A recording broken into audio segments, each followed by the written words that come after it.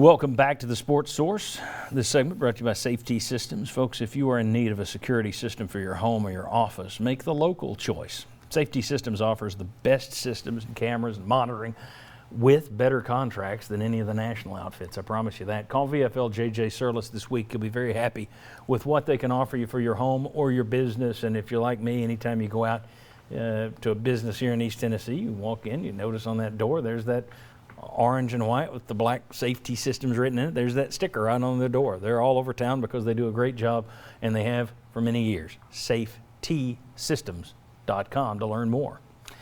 All right, there was talk when Tennessee signed Keon Johnson and Jaden Springer that they may have two lottery guys going into the draft this week. It was clear that Springer was ticketed for the back end of the first round, but Johnson was still a lottery guy in most projections. There were one or two that had him dropping, but most of them still had him in the lottery area. Instead, Johnson fell to number 21 and will play for the LA Clippers, by the way. Jaden Springer went 28 to the Philadelphia 76ers. Yves Pons went undrafted, but he did sign a free agent deal with the Memphis Grizzlies. Two first-rounders for the first time at Tennessee since Ernie and Bernie went number 7 and number 11. Went higher, but that's the first time since 77 that you've had two first-rounders. You know, so that's great. But it's not quite as great as the hype initially was, or as I think people had hoped that, you know, most people who watch that draft watch the lottery. So you're thinking, ooh, college prospects are going to be saying Tennessee and Tennessee. So that didn't happen. Hard to say it was a bad night when you have two guys drafted in the first round. So I'll phrase it this way. Was it a good night or was it a letdown, the NBA draft, Jimmy? I think for the Tennessee fans it was a letdown because they thought Keon Johnson was going to go in the lottery.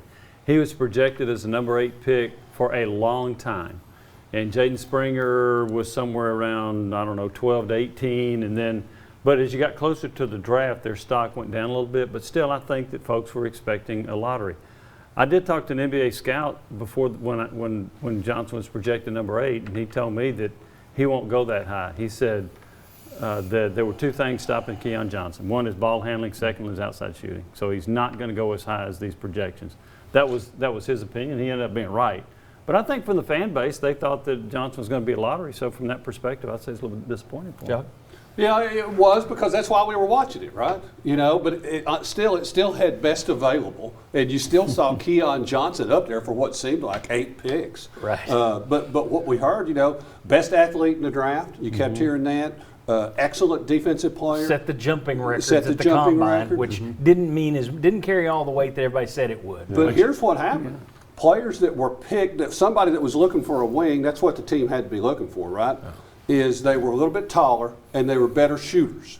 His 27% on three-pointers, I think, was one of the big things. I saw him like at 12 for a while.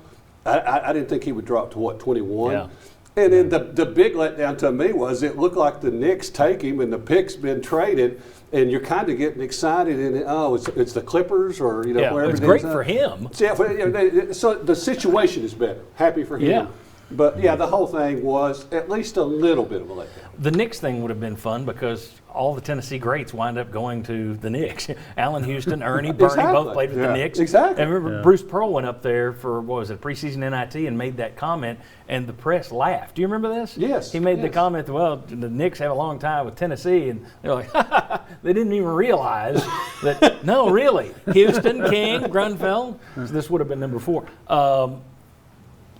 I will say this, though. I mean, a little bit of a letdown, but Tennessee can now say 3 first-round picks in the last 3 years. You had 2 this year. You had Grant Williams a couple of years ago. You're at a different level now. Have there been like 12 overall? Yeah, I mean, it was that like first round in history. Yeah, to go the previous 3, I think you'd have to go back 20 years or something. So it's 3 in 3 years versus 3 in 20. Yeah. I mean, so give them credit, and they're going in the right direction, but a little bit of a letdown. A little bit of a letdown. All right, when we come back. How is expansion going to help Tennessee? How will adding Oklahoma and Tennessee, and Texas, benefit Tennessee? We'll talk about that, and I will show you how all this new television money that Tennessee's been rolling in over the last 25 years has actually hurt them. I'll show you. Believe me, I've got facts. Come on back.